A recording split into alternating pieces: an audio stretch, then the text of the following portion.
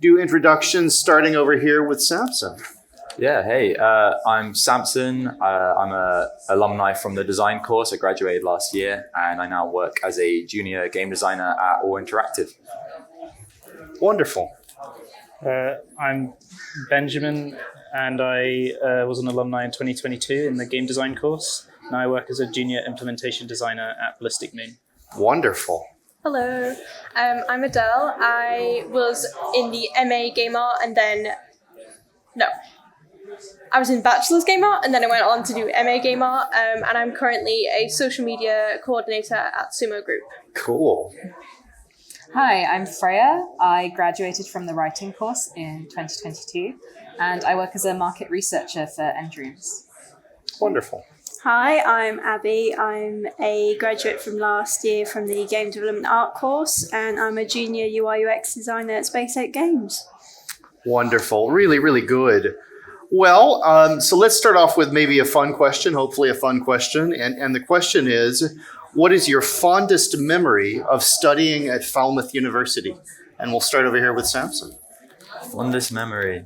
I mean, I'd say the expos are always the fondest memories for me. Like every year, first year it was online, so that one was a bit of a challenge. But second year, third year, like this year's fantastic. Like it's always been like the best part of the year to come together, see what everyone's made, and like celebrate the games everyone's been working on. Absolutely. It's really exciting for us too. So thank you very much for being here. How about you, Ben? Fondest moment, fondest memory from studying at Falmouth? I'd definitely say first year, the team development module in first year, got really close with the people on my team, and we just had a lot of fun making the game that we're making. Luckily, this was before COVID, so it wasn't at home, although it was at home for some of it. And again, I guess the expo was a big part of that. It was the first expo, I believe, in my first year. It was online, but it was still just really, really great because it was just all about celebrating everyone's work and having loads of fun. For sure. Now you got me curious. What was the name of your first year game that you enjoyed making? Next Day Delivery. Our game actually won the first year vote in that year as well, which was really exciting. Wonderful. Oh, very, very exciting. Very cool. And how about you? Mine's a bit of a weird one. So my fondest memory was actually during COVID. So we went remote, worked at home, and I got really close with my housemates, and we ended up playing like day in, day out the Phoenix Wright games. Just playing them with my housemates was lovely. Just like the friendship and the bonds I made at university, I'd say. Wonderful. So the social connections, really, really important. That's great. How about you, Freya? I think probably my second year of uni is one thing that really like stood out as a good part of the experience for me. Like my team, we had like such good chemistry together, and it's kind of when everything sort of like clicked, I think. Like, we already had a year of doing game dev, and then we were in this really cool team and we made this like amazing project. And yeah, like we showed it off at the expo, which was another highlight.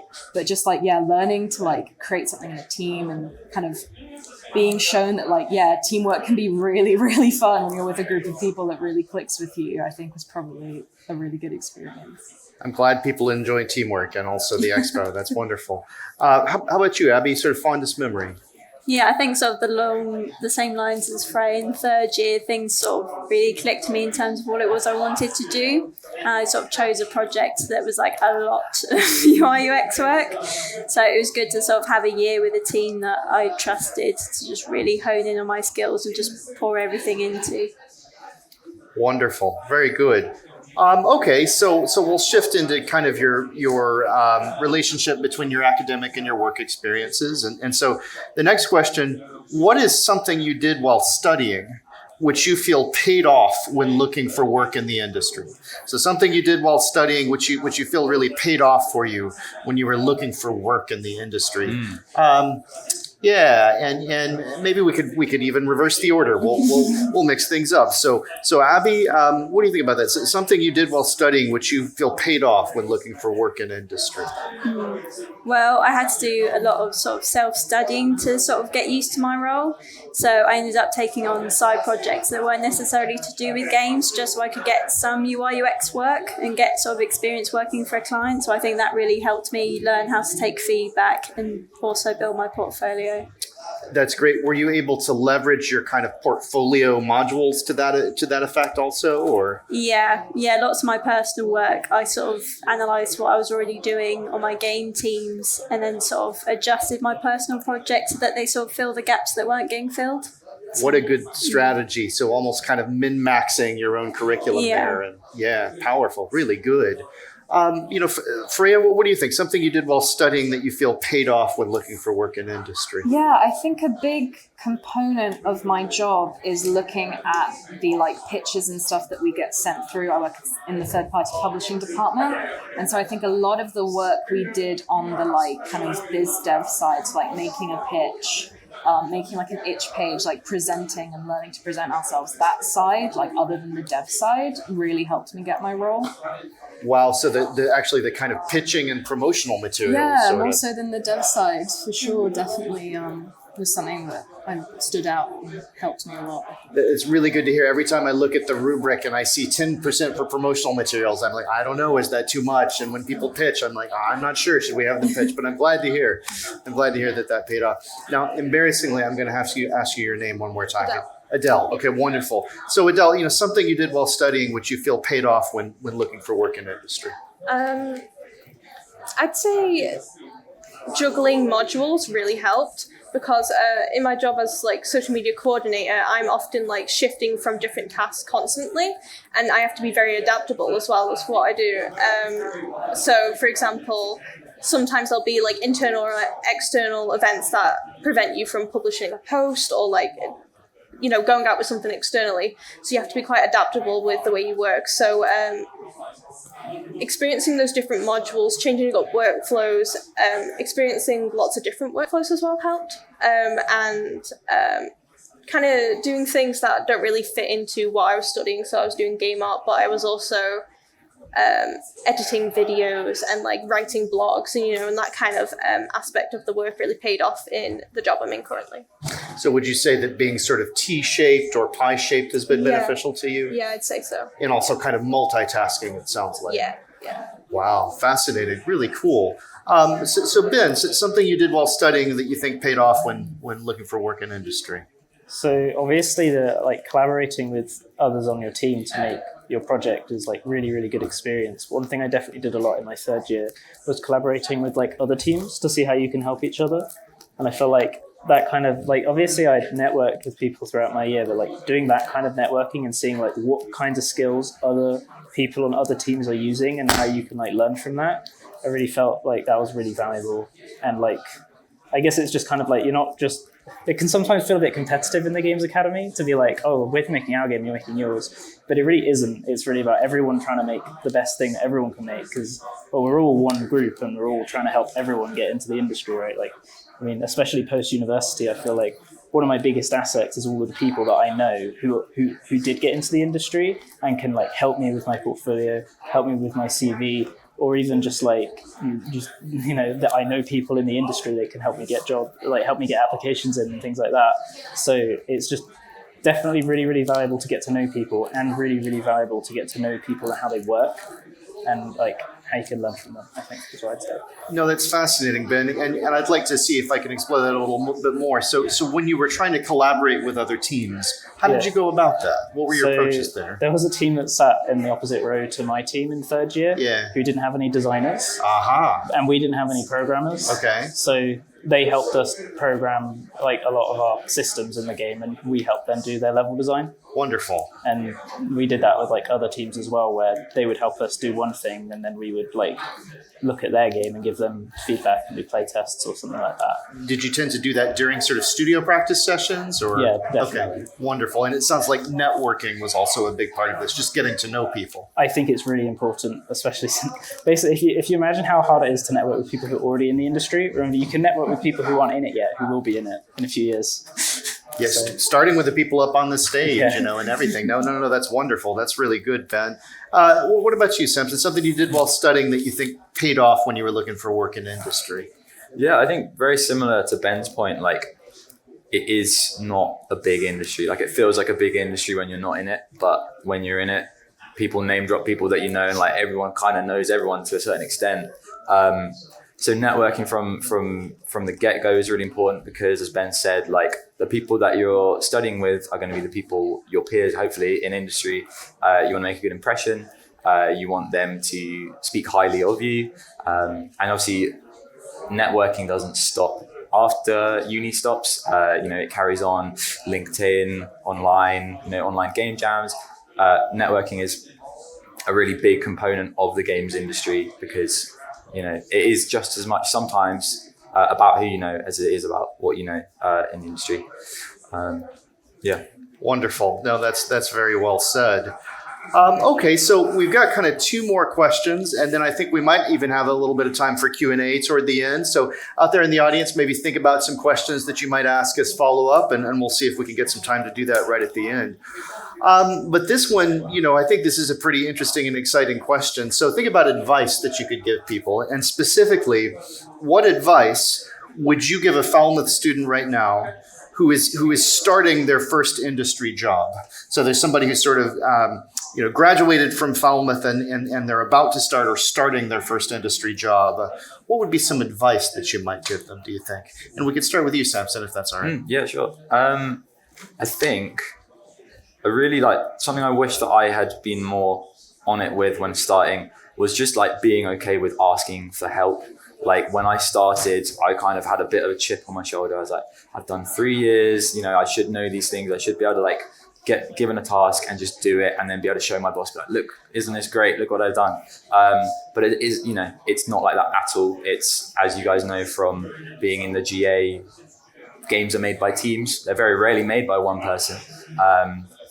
But you all have to lean on each other and be okay with, I'm always now that I'm okay with it, I'm poking our programmers, our lead programmers, I'm a designer, I'm not quite sure how to do this, and through that, I then learn the better way. And next time I might not need to ask because I asked in the first place.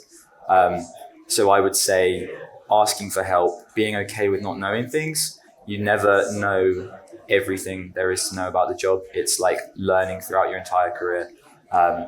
So just ask questions, I'd say, is a really good way to start.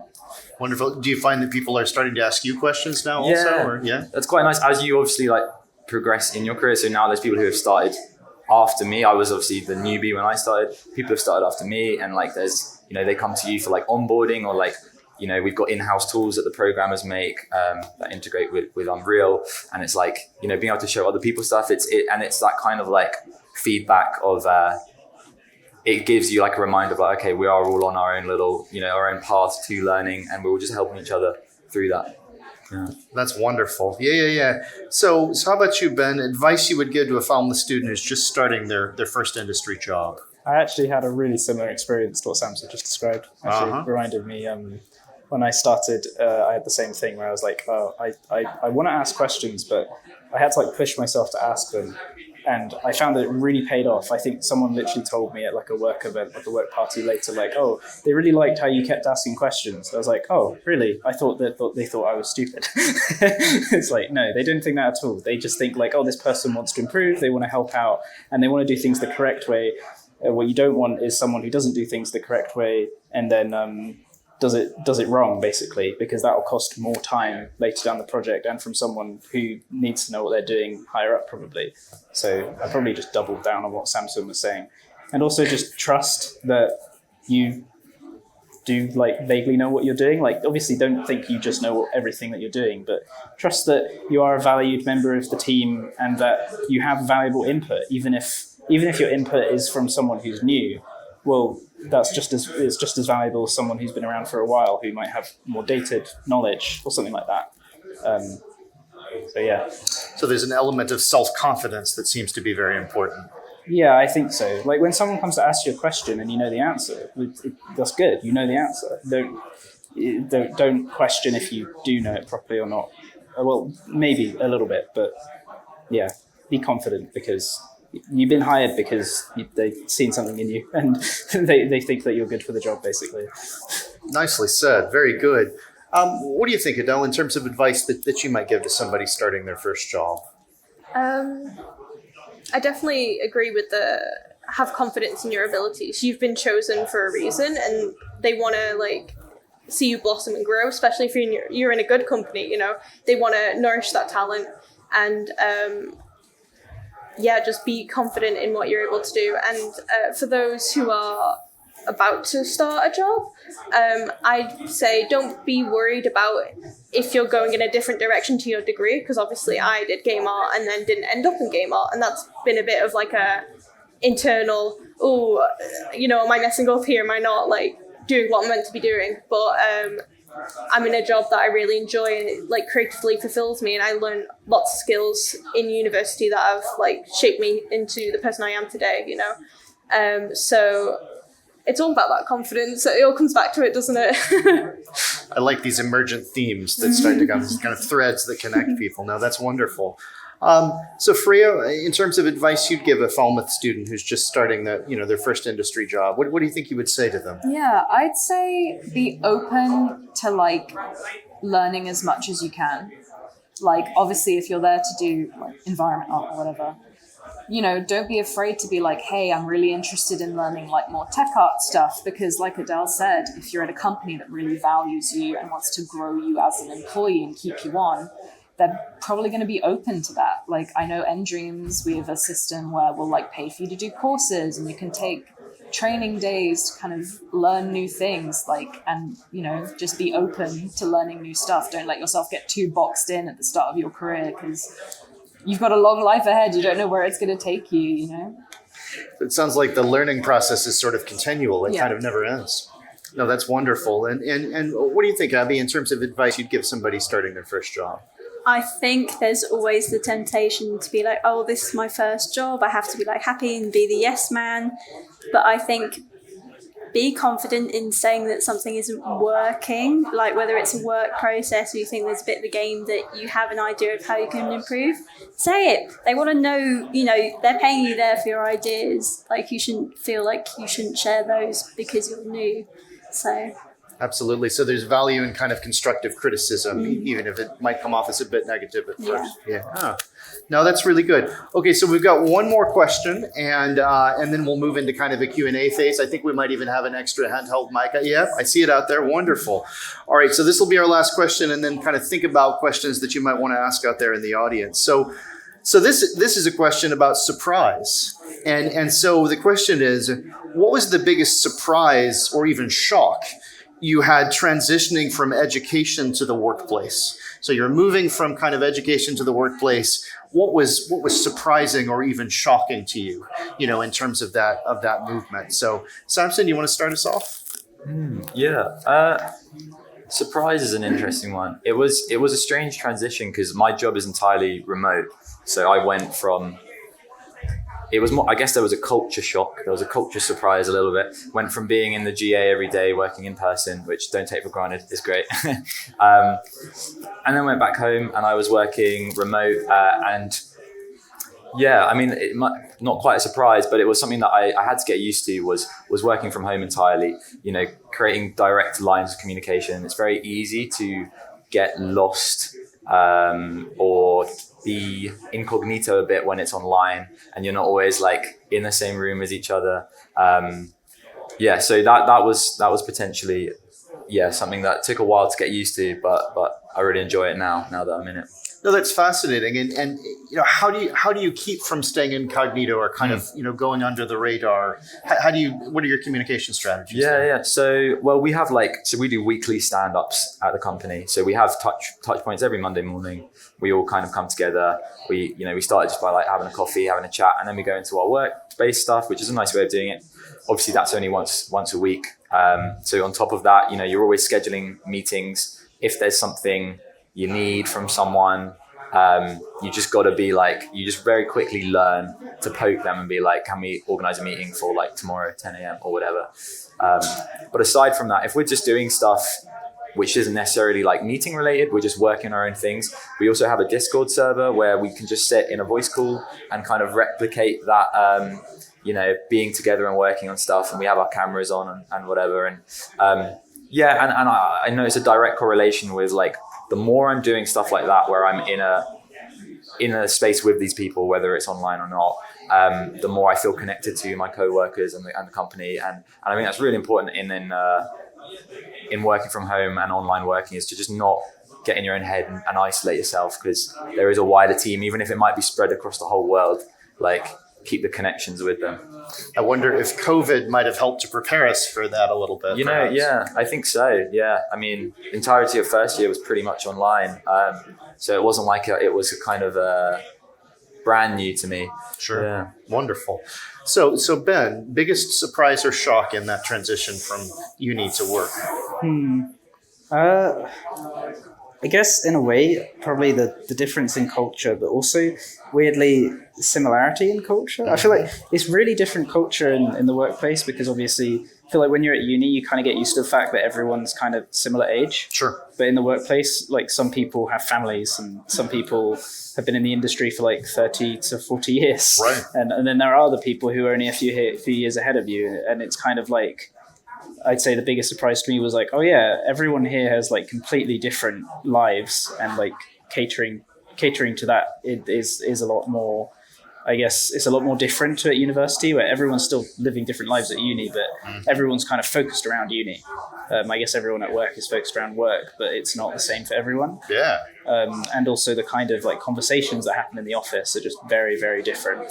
But at the same time, a lot of the feel of it can be really, really similar. Like I found that the GA really did set me up quite well for like what it's kind of like to be doing the game development part of being in an office, of just kind of like collaborating and talking about the game and having like just random chats about like what people think is best for this part or that part. But I was surprised at how engaged the company, the office was with the community around on the game we're working on. Like I, as a student and as just a person who plays games, I always thought like, oh, they're never going to read like, you know, the people who make the game are never going to read this like random Reddit post that someone made. Sure. That's like a joke or something. No, they do. they see all of them. They like seek them out because they're curious what people think of it. Wow. So, yeah, I thought that was quite shocking. Yeah. No, and some of the memes must be shocking too. Yeah, definitely. Oh my God. Wow. Fascinating. Yeah. Adele, what was your biggest surprise or shock, do you think? How nice everyone is. Yeah. I don't know. When I was at university, there was this sort of like idea that it was very competitive, which it is. Sure. But like, everyone's for themselves, you know, that kind of vibe. But the industry is full of lovely people, and your people in the Games Academy are lovely people as well. At Sumo Group, we have this sort of like saying, which is always assume positive intent, and everyone works to that as well. So it's the idea of everyone's working to the same idea, everyone wants to do well and wants others to do well and wants whatever they're trying to do well, you know? So that's just really helps foster this sense of community. Everyone's working to the same goals. They want it to succeed, you know, that kind of vibe. Another thing that shocked me was that my first job isn't going to be my forever job. And it's okay that if your first job in the industry isn't the best job as well, like things happen, and it's such a flexible and quick moving industry. So sort of being prepared to be flexible. Yeah, kind of agility or nimbleness in career development. Yeah. That's great. Yeah. Freya, what was your biggest surprise or shock? Yeah, I think sort of kind of adapting to kind of office culture was quite interesting, because obviously Falmouth is very good when it comes to like the dev stuff and like working in a team, but sort of like obviously when you're studying at university, it's like you get your attendance tracked, like you have to attend like these lectures at this time, whereas moving to like an office environment, it's sort of like if you need to miss this meeting, you just have to tell someone and like it'll probably be okay. Like they're not like tracking your attendance, like you're not going to get like, you know, a bad grade if you don't like do a task by like the end of the week. Like, you know, there isn't kind of strict deadlines in the sense of like if you think something's going to take a week longer, tell your supervisor and they'll be like, yeah, that's like okay, or like I can help you with that. Just kind of getting out of a more rigorous academic structure to like an office environment where the rules are just like a little bit different. Wonderful. So more flexibility there then. No, that's great. Abbie, biggest surprise or shock? I think the biggest surprise for me was actually seeing how many different roles are a part of releasing a game. Programmers, designers, artists, and animators and writers, that's about it. But then when you actually get there, you've got your marketing analysts, and your marketing 3D artists, and your producers, and your designers. And even then, within those sort of roles of programming and artists, you've got people who really love rigging, and you've got people who love vehicles, and they could just do really good wheels. And even in my role, you have people who love more of the design side of it, doing AUX flows and that kind of thing. And you have more visual artists. I think people sort of, at the beginning, it's good to have a broader idea of what you want to do. But as you sort of go on, you can really focus in on what you want to do and really hone in those skills, which is really nice. Wonderful. So a greater kind of range of skills, but also more opportunities to specialize potentially. No, wonderful. All right. Well, we've got about 12 minutes and time for some Q&A, which I think is a wonderful opportunity. So the way we'll do it is if you have a question out there in the audience for our good panel of alumni, if you just raise your hand, then this gentleman in the back will bring a microphone over and you can ask your question, and then we'll see if people want to kind of chip in and have answers to it. So, think about questions you would really, things that you would really like an answer to, and see if we have some hands out there. What would you like to add? Yeah, here we've got a gentleman up here, in a green sweater.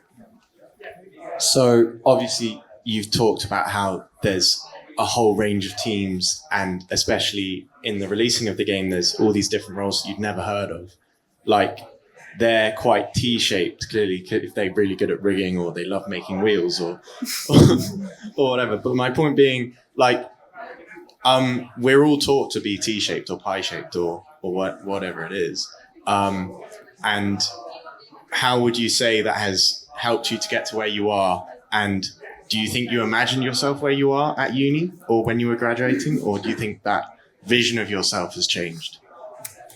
I think especially with my company working on live mobile games, you'll have different features come up sort of now and then. So the team kind of has to adapt, so people move teams and sort of move on to what they do best. I think being T-shaped is really good because it sort of gives everyone an idea of adjustability. But then having those specialisms, if there's an opportunity that comes up that you really love to do, or if someone needs advice on something, you're like the go-to person. I think at uni, I sort of had this idea in my head where you have one person who sort of is really good at all of it on one team. You have to be good at all of it all at once, and you have to do it all at once.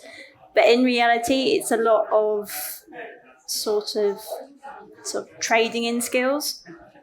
So, yeah.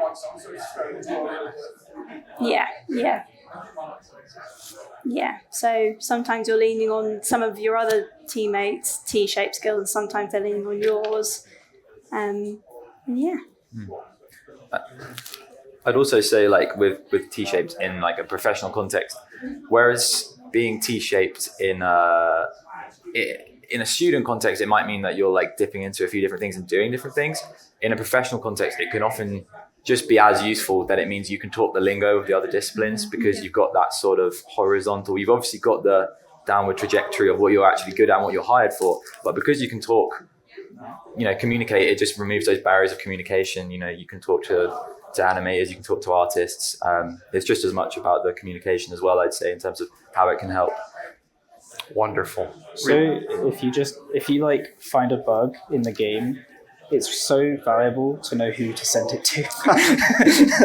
I feel like that's actually surprisingly quite a big issue, is bugs getting thrown around to different departments because no one's sure who caused it. Sure. So the more T-shaped you are, I guess the more likely you are to know who actually needs to fix that. Wonderful. To build on the idea of like being T-shaped, it comes into play a lot in development. So with Sumo Group, we have a lot of studios underneath that like family of sorts, maybe like 18, I want to say roughly. And often people are like chipping in to different studios' projects to help them out. because a lot of it's like co-dev. So having that adaptability to go from one project to another and use your skill sets is really helpful. Yeah. Absolutely.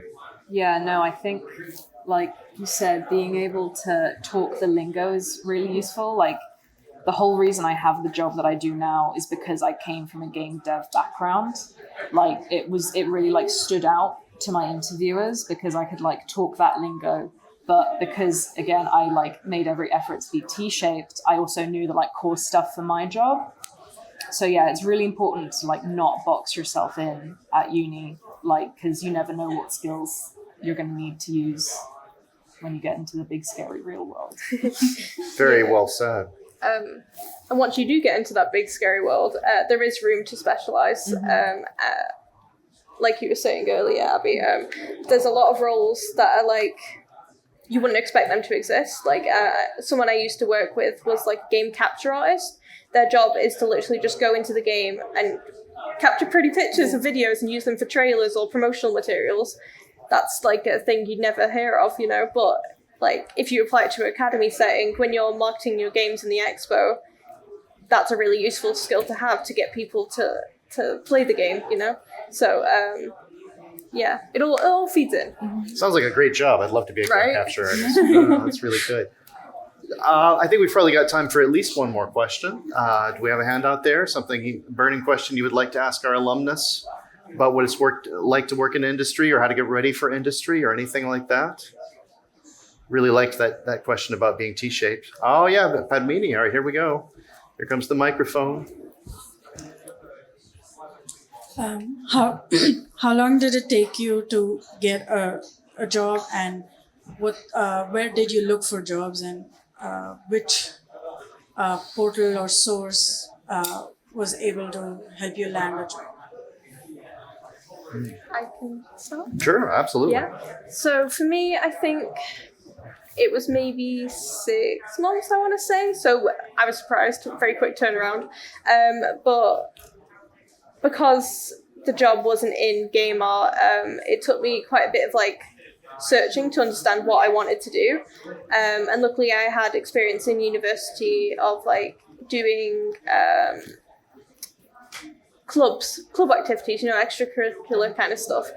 So I was in the K-pop society and I was running their social media. So that fed into what I'm doing today.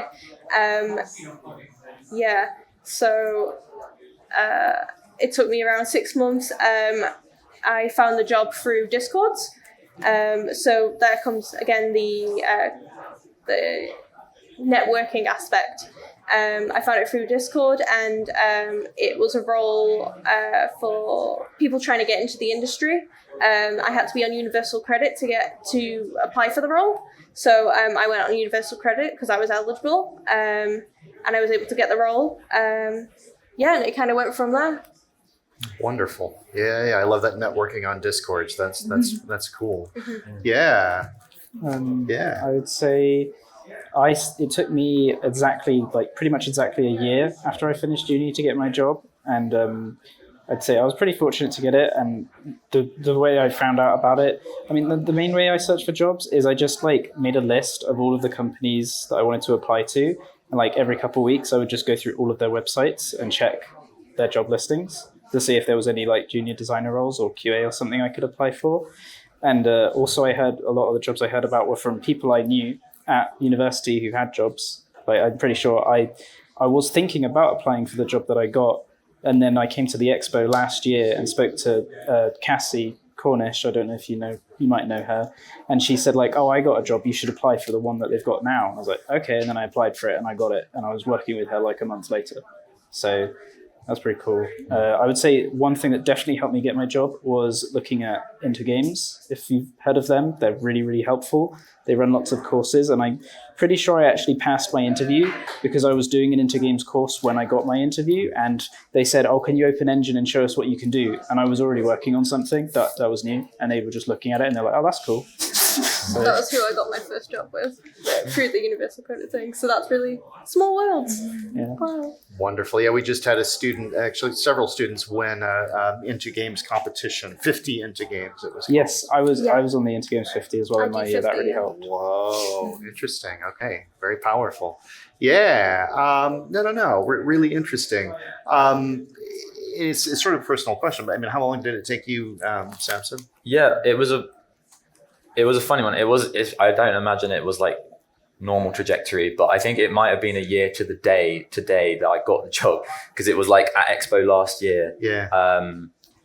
I had an interview. It wasn't like to do with the EXPO, but I had an online interview with Studio, and then they offered me the job, which was great. But so like from an outside perspective, it's like, wow, like you get a job straight after finishing uni. But I'd been applying for at least like 6-7 months before that, because I was just really set on like I want a job to sort of come back to when I move home. So I lost count of how many studios I applied for, and I know that can be like pretty dejecting when it's like application after application, you don't hear back from them. But yeah, so then it was after about 6 months that I finally interviewed for somewhere that was a good fit.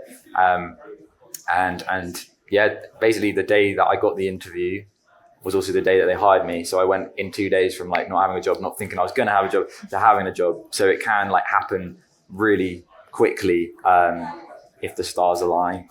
There is definitely, like, I hate to say it, but there is an element of luck involved.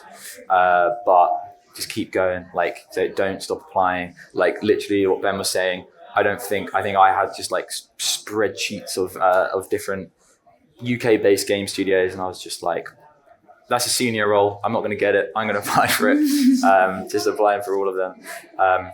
Make sure all your links work on your CVs, because my inbox was full. I'm terrible at replying to emails. I think I had like 10,000 unread emails or something. So on my CV, I actually had my Twitter handle. So I had actually received an email from them about a week earlier, and it bounced back and they didn't get a response. So he found me on Twitter and messaged me on Twitter and was like, hey, is everything okay? Like, are you okay to like go in for an interview? And I was like, oh yeah, amazing. So make sure your inbox isn't full, but also make sure all of your links work so that people can reach out to you like in all the right streams. Power of that professional website, really important. No, that's great. Well, we've got about 1 minute and 30 seconds left, but I think this is an important number. So anybody else willing to share how long it was before they got their first job? So it took me about a year of applying. So when I graduated, I tried to start an indie games team first. And so I did that for like a year. And then a year later, I began applying for games. And yeah, it took me about a year. I was on all the sites like Indeed, LinkedIn, Games Jobs Direct. Like they have a service where like I think it's every week they send like an email out of like the hot upcoming roles. So, and it like divides into sections. I was just like scrolling through all of them. Funnily enough, I applied to a role at Endreams before getting my new role, and I didn't get it. But then as soon as that rejection got sent through, I saw that they had a new role on the site, which is the role I have now. And so in my response to the rejection email, I was like, oh, that's so sad to hear. Like, I really wanted your job, but I'm going to apply to this new one. And I got to like skip a bunch of the like pre-interview stuff as well, because they already knew me and there was already that connection there. And yeah, I got the job I have now. So yeah, I think kind of keeping up like connections and like, not letting leads die is really important as well. Wonderful. Well, we are exactly at time right now. So first of all, let's give a round of applause for our excellent panelists. And I'm sure they will continue to be around at EXPO, so you could probably chat to them, and talk to them if you have further questions and everything. So anyway, thank you so much for being here, and we'll talk to you later.